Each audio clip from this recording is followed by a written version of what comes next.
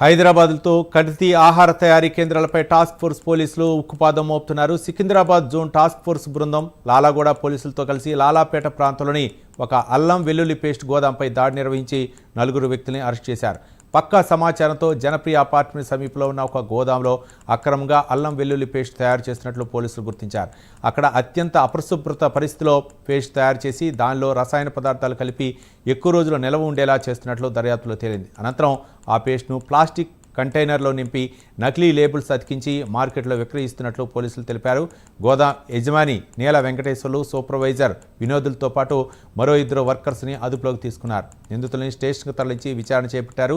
దాదాపు 1915 కిలోల అల్లం వెల్లుల్లి పేస్ట్, 30 కేజీల ఎసిటిక్ యాసిడ్, 10 కిలోల క్వాంటమ్ కమ్ ప్యాకింగ్ యంత్రాలు, ముడి అల్లం వెల్లుల్లి నకిలీ లేబుల్స్ను పోలీసులు స్వాధీనం చేసుకున్నారు.